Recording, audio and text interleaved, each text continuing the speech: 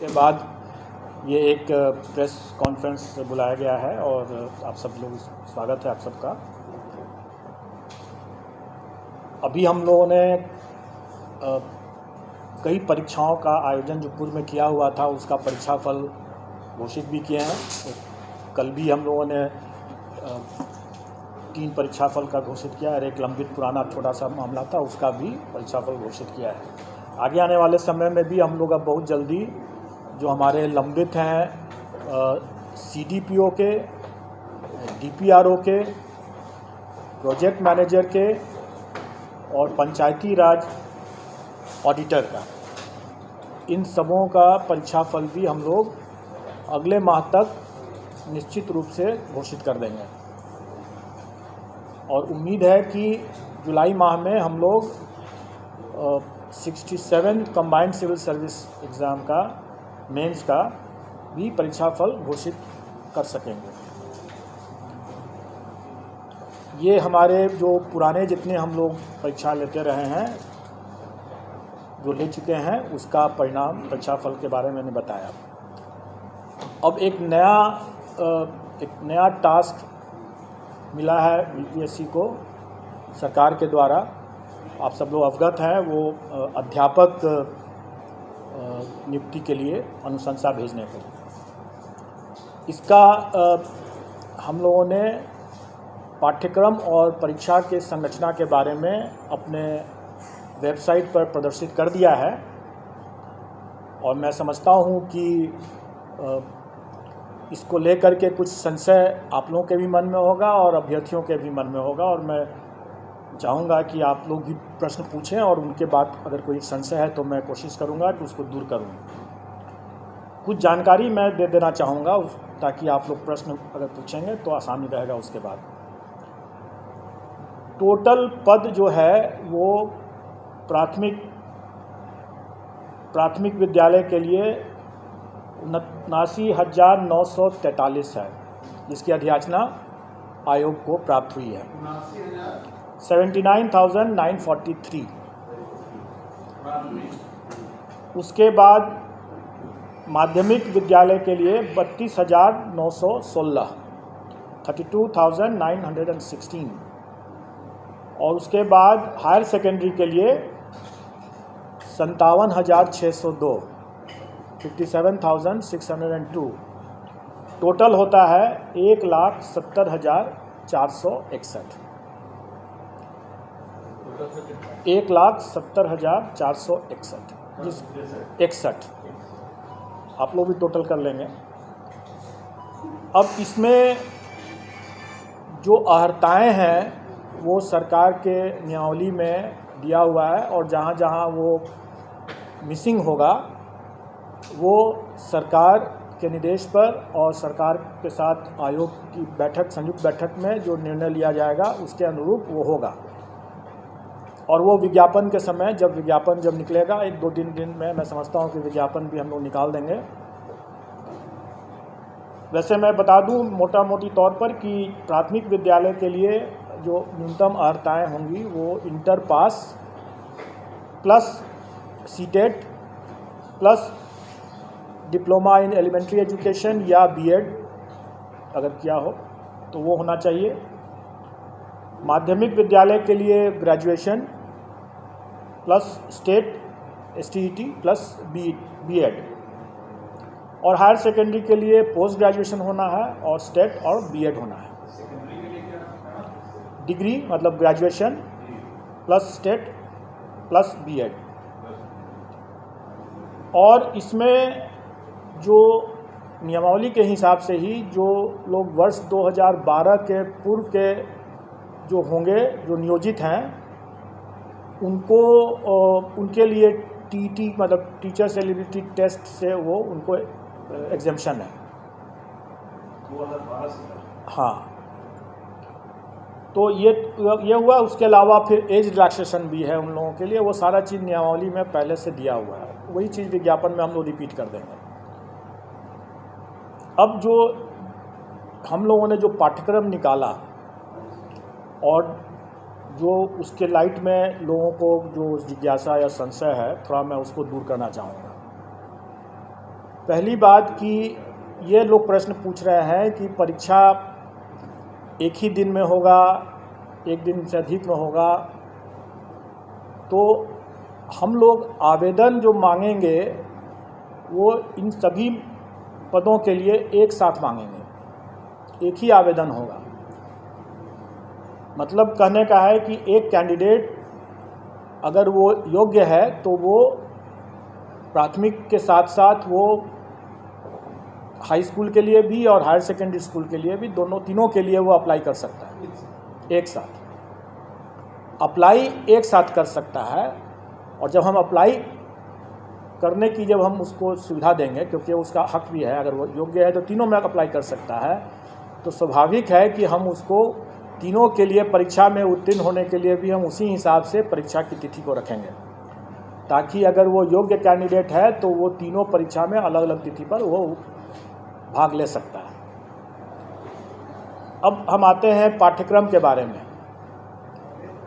पाठ्यक्रम या और परीक्षा की जो संरचना है वो हम लोगों ने इस तरीके से डिसाइड किया है कि एक पेपर जो होगा वो क्वालिफाइंग नेचर का है और वो भाषा का पेपर जो है वो क्वालिफाइंग नेचर का है। उसमें उसको सिर्फ पास करना है, उसका मेरिट में नहीं जुटेगा। उसमें भाषा में 2 सेक्शन रहेगा। एक सेक्शन अंग्रेजी है जो सबको करना है, और दूसरा सेक्शन में विकल्प है, मतलब कि वो हिंदी, उर्दू या बांग्ला। क्योंकि हमारे पास जो पद आए हैं प्राथमिक में, उसमें बांग्ला के लिए 148 पद है, उर्दू के लिए 12,729 पद है, और बाकी जो प्राथमिक के जो बाकी हैं वो सामान्य मतलब हिंदी के हैं। ये जो क्वालिफाइंग वाला जो मामला है, जिसमें 25 मार्क्स का अंग्रेजी, मैं आपकी जिज्ञासा को जल्दी ही शांत कर दूंगा। 25 मार्क्स जो रहेगा वो, और सभी एग्ज़ाम जो हमारे हैं वो MCQ बेस्ड हैं, मतलब कि ऑब्जेक्टिव टाइप के हैं और मल्टीपल चॉइस क्वेश्चंस रहेंगे। और क्वालिफाइंग नेचर का जो पेपर भाषा का है उसमें अंग्रेजी 25 नंबर के रहेंगे, 25 प्रश्न, और हिंदी या उर्दू बांग्ला जो रहेगा वो 75-75 का रहेगा। उसमें से कोई एक चुनना है उनको। मतलब टोटल 100 नंबर के 100 प्रश्न रहेंगे, और पूरे पेपर में उनको 30% मतलब कि 30 नंबर न्यूनतम लाना होगा, तभी वो पास करेंगे, नहीं तो वो परीक्षा से, प्रतियोगिता से बाहर हो जाएंगे। इसमें जो लोगों को जो जिज्ञासा है कि पहला कि क्या 30% अंग्रेजी में अलग और हिंदी में अलग लाना है, तो ऐसी बात नहीं है। संयुक्त रूप से उनको 30% लाना है, मतलब 30 नंबर लाना है। लेकिन मेरा यह मानना है कि ऐसा नहीं हो सकता है कि कोई शिक्षक हों और वह सड़क पर अगर चल रहे हैं और सड़क पर जो रोड पर जो साइनेजेस रहता है वो अंग्रेजी में भी रहता है, तो उसको न पढ़ सकें, वो शिक्षक क्या हुए? जो राह चलते हुए जो रोड के जो साइनेजेस है उसको अंग्रेजी में अगर लिखा हुआ है तो उसको भी न पढ़ सकें, तो क्या वो अच्छी गुणवत्ता के शिक्षक हुए? इसलिए हम लोग प्रश्न के स्तर को हम लोग इस तरह से रखने का कोशिश करेंगे कि हम उनको, अंग्रेजी ज़रूर सरल रहेगा, कठिन नहीं रहेगा। हम मानते हैं कि यहाँ पर हिंदी भाषी प्रदेश है तो अंग्रेजी का प्रश्न कठिन नहीं रहेगा, लेकिन इसका ये मतलब हुआ कि हिंदी का भी प्रश्न सरल नहीं होगा। क्योंकि अगर हिंदी का प्रश्न भी सरल हुआ और अंग्रेजी का प्रश्न भी सरल हुआ तो सब हिंदी ही देख करके निकल जाएंगे। इसलिए थोड़ा हम लोग भी दिमाग लगाएंगे, और मैं चाहूँगा कि अभ्यर्थी भी थोड़ा तो अंग्रेजी भी पढ़ ही लें, ताकि वो शून्य ना हो अंग्रेजी उनका, क्योंकि शून्य से अगर फिर वो फिर आगे नहीं बढ़ पाएंगे, राह चलता वो साइनेज भी नहीं पढ़ पाएंगे, तो वो अपने छात्रों को कैसे पढ़ाएंगे। ये रही बात जो हमारे वैकल्पिक जो क्वालिफाइंग नेचर के जो भाषा का जो पत्र है उसके बारे में मैंने बतलाया। इसके बाद अब मेन पेपर होगा। मेन पेपर 150 नंबर का होगा जिस पर कि मेरिट होगा, और हर स्कूल के कैटेगरी के लिए एक ही मेन पेपर है। जैसे प्राथमिक के लिए सिर्फ एक मेन पेपर है, अगर हम हाई स्कूल के लिए जाते हैं तो उसके लिए भी एक ही मेन पेपर है, और अगर हम इंटर के लिए भी इंटर स्कूल के लिए भी जाते हैं, मतलब हायर सेकेंडरी स्कूल के लिए जाते हैं तो उसके लिए भी एक ही मेन पेपर है। एक ही पेपर उसके बाद देना है, और वो अगर कोई अभ्यर्थी अगर तीनों श्रेणी के लिए अप्लाई करता है तो स्वाभाविक है कि उसको फिर तीनों पेपर देना होगा। अलग अलग दिन होगा लेकिन देना होगा तीनों के। मेरिट लिस्ट अलग अलग बनेगा क्योंकि सबके लिए अलग अलग वो परीक्षा है। अब रही बात कि जो भी 150 नंबर का जो मेन पेपर हुआ उसका कंपोजिशन इस तरह से रहेगा कि 100 क्वेश्चंस तो रहेंगे वही जो वो अपने विद्यार्थियों को पढ़ाते हैं, उसका टॉपिक, उसका चैप्टर, उसका विषय वो वही होगा जो अपने बच्चों को पढ़ाते हैं स्कूल में। इसलिए अगर ये जिज्ञासा है कि उसका हम सिलेबस में विस्तार करके दें तो मेरा ये कहना होगा कि बिहार एग्जामिनेशन बोर्ड का जो सिलेबस है बच्चों के लिए उसी को देख लें,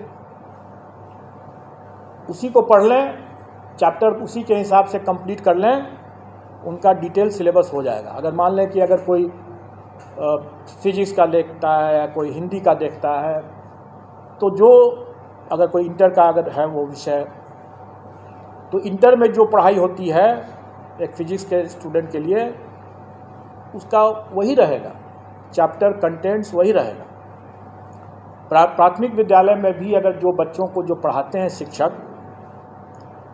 वो वही रहेगा, कंटेंट वही, चैप्टर्स वही रहेंगे। मतलब सिलेबस का जो विस्तार, डिटेल सिलेबस की जो लोग मांग कर रहे हैं वो करना ज़रूरत नहीं है, क्योंकि अगर उसको देखना है तो अपने बिहार एजुकेशन बोर्ड का सिलेबस बच्चों का उठा के देख लें और उसी की पढ़ाई कर लें। अब रही बात कि शिक्षक हैं वो बच्चों से उनका ज्ञान ज़्यादा होना चाहिए, बच्चों से उनका स्तर ज़्यादा होना चाहिए, तभी तो पढ़ा पाएंगे। तो स्वाभाविक है कि प्राथमिक शिक्षक के लिए जो अभ्यर्थी होंगे उनका चैप्टर तो वही होगा जो बच्चों को पढ़ाने वाला है, लेकिन उसका स्तर जो होगा वो बच्चों वाला तो नहीं होगा। उनका स्तर जो उनके लिए जो जैसे प्राथमिक शिक्षक के लिए न्यूनतम निर्धारित योग्यता जो है वो इंटर है, तो उसी के आलोक में प्रश्न पत्र का स्तर होगा। चैप्टर तो वही हुआ जो प्राथमिक विद्यालय में जो पढ़ाते हैं, लेकिन उसका जो स्तर जो होगा वो उनके जो न्यूनतम निर्धारित योग्यता मतलब इंटर जैसे है, तो उसी को ध्यान में रख करके होगा कि इंटर पास एक अभ्यर्थी स्कूल प्राथमिक विद्यालय के बच्चों को पढ़ाएंगे तो उनको क्या ज्ञान होना चाहिए, जो भी विषय वो पढ़ाएंगे उसके लिए उनका क्या ज्ञान होना चाहिए, क्या स्तर होना चाहिए, वो उसी के आलोक में रहेगा। और उसी तरीके से अगर मान लें अगर +2 का अगर कोई शिक्षक है अभ्यर्थी, तो स्वाभाविक है कि वो +2 के विद्यार्थियों को पढ़ाने के लिए उसका स्तर तो उससे ऊंचा का होना है, तो फिर +2 के शिक्षक के न्यूनतम अर्हता जो है वो पोस्ट ग्रेजुएशन का है। तो पोस्ट ग्रेजुएशन का है तो हम लोग उसी के आलोक में कि वो इंटर के बच्चों को पढ़ाने वाले पोस्ट ग्रेजुएट अभ्यर्थी हैं तो प्रश्नों का स्तर क्या होना है वो उसी के हिसाब से हम लोग तय कर लेंगे। तो अब इसमें इसको लेकर के जो लोगों को कन्फ्यूज़न था कि हमारा क्या रहेगा, पाठ्यक्रम का कैसे मतलब डिटेल क्या रहेगा, तो मैंने बता दिया। अब रही बात कि ये तो 100 नंबर के हुआ, बाकी 50 नंबर के जो रहेंगे वो सामान्य ज्ञान जो है, जनरल साइंस कह लें, जनरल स्टडीज़ कह लें, वो बेसिकली जो पहला जो 100 नंबर का जो हुआ वो उनके नॉलेज का टेस्ट होगा, और बाकी जो 50 नंबर का जो होगा वो उनके इंटेलिजेंस का टेस्ट होगा। मतलब कि उसमें मेंटल एबिलिटी रहेगा वगैरह वगैरह, रीजनिंग रहेगा और इसी तरह के मिलते जुलते चीज़ रहेंगे। जो उनके कुछ हो सकता है कि सामान्य तरह का जो एक किसी भी जागरूक नागरिक को या शिक्षक को थोड़ा बहुत ज्ञान होना चाहिए सामान्य ज्ञान का, तो वो उसी तरह का रहेगा। वो बहुत ऐसा बिल्कुल नहीं रहेगा कि हम कोई जो लोग ये आशंकित हो रहे हैं कि हम एसडीएम बना रहे हैं, ऑफिसर बना रहे हैं, ऐसी बात नहीं है। वो भी लोक सेवक ही होंगे और जो एसडीएम जो हैं वो भी लोक सेवक ही होंगे। और किसी भी एक लोक सेवक को एक जो सामान्य ज्ञान का जो स्तर होना चाहिए, इसका स्तर उतना ज़्यादा नहीं होगा, जो कि स्पष्ट है। लेकिन इसमें 50 नंबर जो रहेंगे वो उनके विषय ज्ञान से हट करके ये उनके सामान्य ज्ञान, जो उनकी बुद्धिमत्ता का जो हम असेस करने का प्रयास करेंगे इसमें। अब रही बात कि इस पूरे मामले में हम लोगों ने इस बात शुरू से ही स्पष्ट कर दिया है कि इसमें तुक्केबाजी को हम प्रश्रय नहीं दे सकते हैं। मेरा ये मानना है कि अगर कोई ऑफिसर अगर है तो वो ऑफिसर, जैसे सिविल सर्विसेज का हम एग्ज़ाम लेते हैं, वो कोई भी विषय पढ़ के आता है, लेकिन वो उस विषय का उपयोग नहीं करता है अपने कार्य में। अगर वो मान लें कि फिजिक्स पढ़ के आया तो सीधे वो फिजिक्स का उपयोग थोड़ी कर रहा है अपने कार्य में। लेकिन शिक्षक जो है वो सीधे अपने उस ज्ञान का उपयोग कर रहा है। अगर वो फिजिक्स पढ़ के आया है या हिस्ट्री पढ़ के आया है तो वो उसका उपयोग कर रहा है अपना ज्ञान बांटने में, अपने विद्यार्थियों को पढ़ाने में। वो अपने ज्ञान के मामले में तुक्केबाजी अगर करते हैं तो ज़्यादा खतरनाक होगा। वो बच्चों के लिए भविष्य से खिलवाड़ वाली बात होगी। इसलिए हम उनको तुक्केबाजी पर अंकुश शुरू से ही लगाएंगे और इसलिए हम इसमें नेगेटिव मार्किंग रखेंगे। लेकिन अभ्यर्थियों को उससे घबराना नहीं चाहिए, क्योंकि आफ्टर ऑल जो वो पढ़ाएंगे बच्चों, जो उनका अपना खुद का विषय है, जिस पर उन्होंने पढ़ाई किया है और जिस पर वो आगे काम कर रहे होंगे या काम करेंगे, उसका तो उनको ज्ञान होना ही है, नहीं तो वो अपना पढ़ाएंगे कैसे।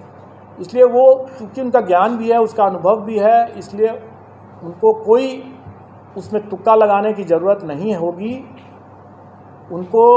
और इस बार तो मतलब कंबाइंड सिविल सर्विस की तुलना में सक्सेस रेशियो जिसमें जो होना है, जैसे 1,70,000 से ऊपर वैकेंसी है। अगर अभ्यर्थियों की संख्या हम माने कि 6-7 लाख अगर होंगे तो आप अनुपात देख लें कि सक्सेस का अनुपात काफ़ी बेहतर है कंपेयर टू जो कंबाइंड सिविल सर्विसेज एग्ज़ाम, जिसमें कि काफ़ी मारामारी रहता है। तो इसमें उतना घबराने की ज़रूरत नहीं है। प्रश्न का स्तर जो होगा वो कठिन नहीं होगा, लेकिन डेफिनेटली वो एक तरह से बहुत हल्का भी नहीं होगा। वो उनके जो काम जो करेंगे, जो पढ़ाएंगे, उसको उसके ही आलोक में उसका स्तर होगा।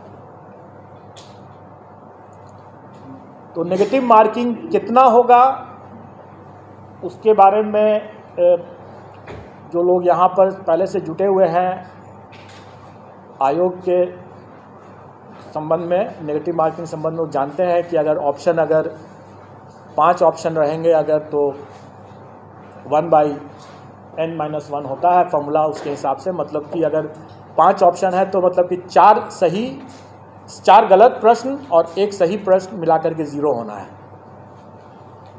5 ऑप्शन है तो 1/4 हो जाएगा, और अगर 4 ऑप्शन है तो 1/3 माइनस हो जाएगा। ये स्टैंडर्ड स्टैटिस्टिकल फॉर्मूला रहता है और इसका निर्णय हम लोग कर देंगे और वो परीक्षा में भी उन लोग पता चल जाएगा। लेकिन उससे घबराने की बात बिल्कुल नहीं है। और हम लोग अभ्यर्थियों को पर्याप्त समय भी देंगे पढ़ाई करने के लिए, तैयारी करने के लिए। इसलिए इसमें घबराने वाली बात तो बिल्कुल नहीं है। और अनुपात, जो सक्सेस का अनुपात इतना बेहतर है, मैं समझता हूँ कि जो अगर थोड़े से भी जो लोग पढ़ा रहे होंगे, ठीक से पढ़ा रहे होंगे, तो उनके लिए कोई दिक्कत नहीं होनी चाहिए, आ जाएंगे इसमें। अब आप लोगों का अगर कोई प्रश्न हो इसमें, कोई जिज्ञासा कब तक होगा सर?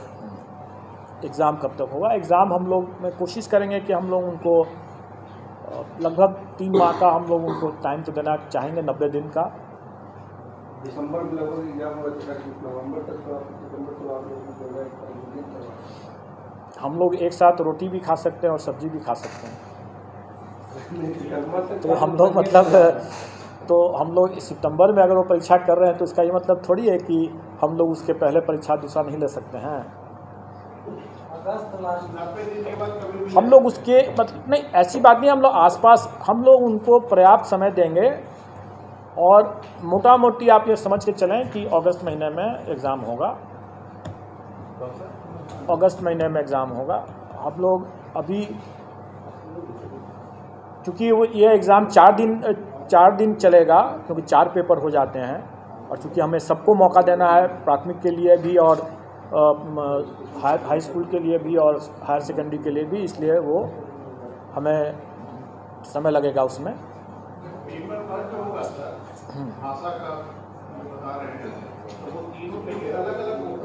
नहीं, वो तीनों के लिए एक होगा,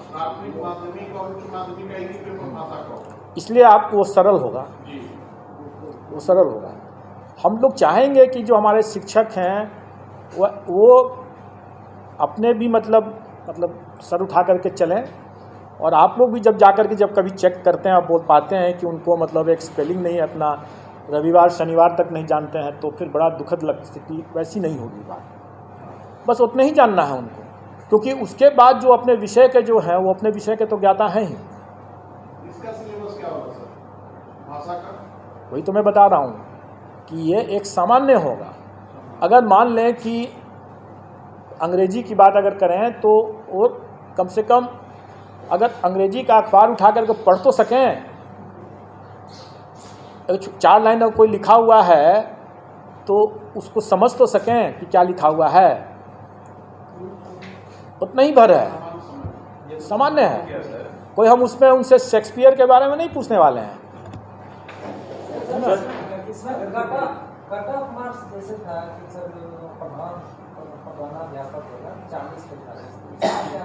वो सामान्य प्रशासन का बहुत पुराना सर्कुलर है और वो सभी परीक्षाओं में लागू है, वो इसमें भी लागू है। सर अभी इंग्लिश पेपर की बात कर रहे थे, तो जहाँ तक मेरे नज़रिया है कि ग्रामीण क्षेत्र में बहुत कम ऐसे टीचर हैं जो इंग्लिश पढ़ाते हैं। गवर्नमेंट स्कूल में इंग्लिश का साधन नहीं है, तो लोग कैसे पढ़ेंगे और कैसे पेपर दे पाएंगे? देखिए, जैसे आप शायद पता नहीं थी कि नहीं थी, मैंने बताया कि क्या ग्रामीण क्षेत्र के लोग पटना नहीं आ रहे हैं, आ रहे हैं। और सड़कों पर आजकल पटना के सड़कों पर आप देखेंगे कि साइनेजेस जो हैं काफ़ी अंग्रेजी में लिखे हुए हैं। जितने व्हाट्सअप जो होते हैं, बहुत से व्हाट्सअप तो अंग्रेजी में भी लिखते हैं ना। सीनियर टीचर्स जो है कोई एक अगर हम बिहार के भविष्य के लिए बात कर रहे हैं, हमारे बच्चे क्या उनकी सीमाओं से बच्चे की भी जानकारी या उनका जो ज्ञान जो है बाधित हो जाए, नहीं होना चाहिए। हम उनको अंग्रेजी पढ़ाने के लिए नहीं कह रहे हैं, क्योंकि वो अंग्रेजी विषय के वो शिक्षक नहीं है, इसलिए अंग्रेजी वो नहीं पढ़ा रहे हैं। लेकिन उनको इतनी जानकारी तो होनी ही चाहिए ना, जो अपने, क्योंकि वो अगर प्राथमिक विद्यालय के अगर शिक्षक है तो वो सब कुछ पढ़ा रहे हैं। हाई स्कूल के हैं तो वो अलग बात है, फिर तो विषयवार हो गया, फिर उसको अंग्रेजी के अलग विषय के शिक्षक होंगे। 25 नंबर है अंग्रेजी में, 75 है हिंदी। हम अंग्रेजी नहीं बना, 75 सिर्फ हिंदी बना। तो आपने मैंने इसके बारे में जवाब दे दिया है, मैंने इसके बारे में जवाब दे दिया है, इसलिए आप उसको आप समझ लें। सर एक चीज़ है सर, इसमें कहा जा रहा है सर, जो बीएड और ये सब का जो क्वालिफिकेशन रखा गया, ट्रेनिंग से रिलेटेड क्वेश्चन क्यों नहीं सर रखा? Yes, good question. मैं बता दूं, आप जो तीनों स्तर के, क्योंकि अभी मेरे पास मध्य विद्यालय की वैकेंसी नहीं आई है, इसलिए मैं मध्य विद्यालय के बारे में नहीं बता रहा हूँ, अभी कुछ तय नहीं हुआ है, उसका जब आएगा तो उस समय देखा जाएगा। लेकिन अभी जितने भी स्तर लेवल के विद्यालय के शिक्षकों के बारे में मामला है, सब में देखेंगे कि अनिवार्य अर्हता में सीटेट, एस्टेट ये है या बीएड डीएलएड है। ऐसी स्थिति में उन परीक्षाओं में प्रशिक्षण संबंधित कैसे पेडागोजी जो कहते हैं उसके संबंध में, या चाइल्ड डेवलपमेंट के बारे में ऑलरेडी उसकी परीक्षा वो टीचर्स एबिलिटी टेस्ट में दे चुके हैं।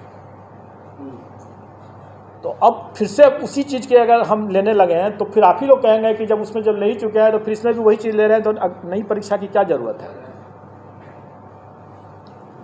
नई परीक्षा की ज़रूरत इसलिए है क्योंकि जो अभ्यर्थियों की संख्या अगर 6 लाख है और अगर हम उसमें से 1,70,000 ही को हमको अगर लेना है तो स्वाभाविक है कि हम मेरिट बेस्ड ही हम सिलेक्शन प्रोसेस करेंगे। अब रही बात कि पेडागोजी जो है या चाइल्ड डेवलपमेंट CDP जिसको कहते हैं, चाइल्ड डेवलपमेंट पेडागोजी के बाद जो कहते हैं, ये ऐसा चीज़ है जिसके लिए वो पहले से एलिजिबल हो, अपनी पात्रता पहले से प्रमाणित कर चुके हैं। दूसरी बात कि ये ऐसा मामला है कि वो भविष्य में, क्योंकि वो TET करके आए हुए हैं, वो जब स्कूल में जब जाएंगे वहाँ भी और भी अनुभव ज्ञान अभी हासिल करेंगे, उनका उसमें निखार आना ही है। उस पर हमको एक बार जब वो एलिजिबिलिटी टेस्ट कर चुके हैं उस बिंदु पर, तो दोबारा हमको उसी बिंदु पर उसकी परीक्षा लेने का कोई मतलब नहीं है।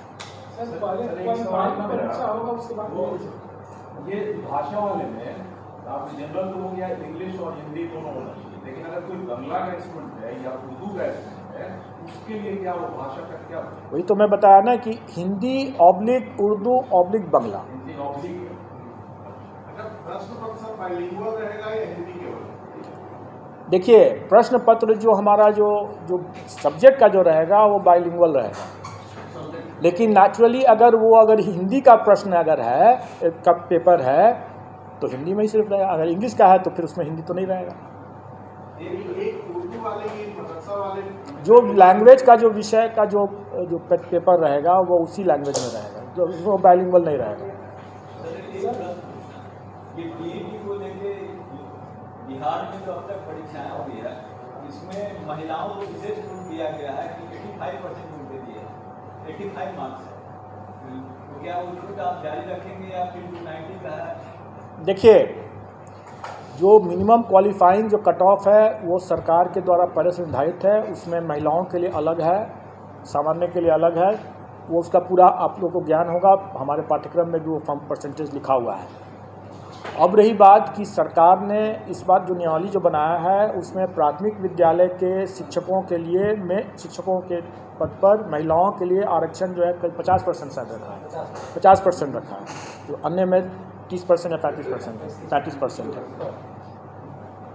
प्राथमिक में 50 और अन्य में 35। अन्य में जो पहले से है वो सही रहे, और प्राथमिक विद्यालय के केस में 50% आरक्षण महिलाओं के लिए।